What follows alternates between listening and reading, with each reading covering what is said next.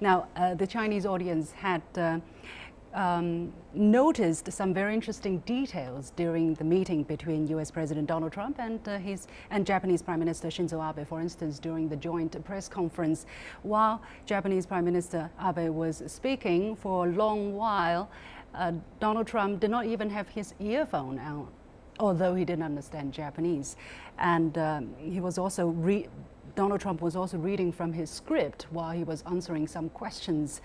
How do you look at the difference in the kind of attitude the two leaders showed during their second meeting? Oh, indeed, there are sharp differences between the two leaders in terms of the styles. If you look at the President Donald Trump, it seems that there is more sort of relief and to some extent, I think, quite take it in a way that it's certainly it's an important visit, but not as sort of tentative as Prime Minister Abe. And as you rightly said, that a lot of audience have noticed that at the end of the handshaking, and there was a sort of a sign of relief from Prime Minister Abe, which is very much, I think, interesting. Why was he so nervous? I think it is because for Prime Minister Abe himself and for Japan in particular, this has been a very important visit. It is because of the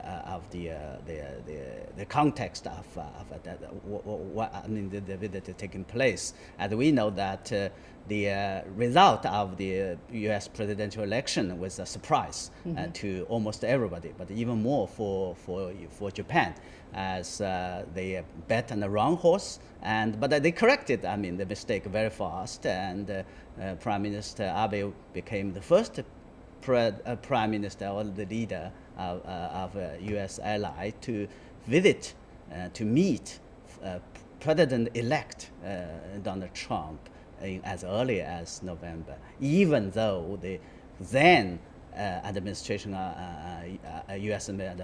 expressed their reservations and displeasure. So I think they cannot afford a failure of the relationship, and it was a very well prepared, orchestrated show. So I can imagine, I can understand that at the end of the meeting, after that much expected handshakings, and everything seems that from the viewpoint of Japan, they have achieved what they have wanted, what they are looking for. Yeah, indeed, I think a very interesting thing to notice is that before Shinzo Abe went to the United States, U.S. Defense Secretary Mattis has already visited Japan and the ROK and has actually given Japan the kind of security reassurance that it was looking for. But still, Abe thought it was very important to go to the Japan, and he actually went with a lot of offer of economic opportunity, supposedly or seemingly in exchange for some security assurances.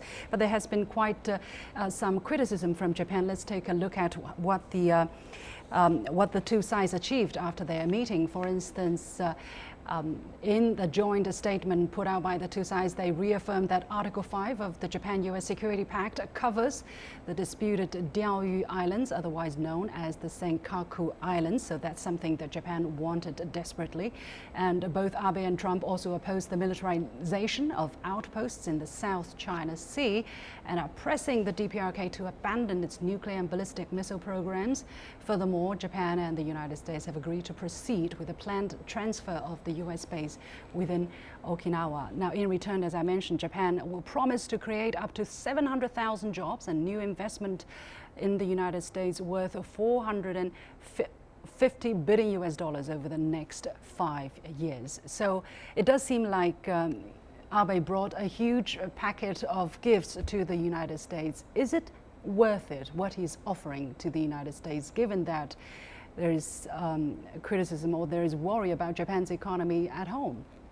I think for Japan, it says no option, no choice. And even though it's not a good diplomacy, as far as I think we are concerned, and the so-called security assurances that Japan had been looking for, and would not be enough, or they were more than, I mean, from the viewpoint of the third-party observer. But still, I think they have been looking for more. And even though they got that so-called assurances, I mean, in terms of the Diaoyu Island, I think from Chinese viewpoint, it doesn't change the fact that it is an alien part of China's territory. And on the question of South China Sea issues, it is also, I think, very clear. But the question you ask is very interesting. I think it is being asked by audience, not only I think in Japan, but also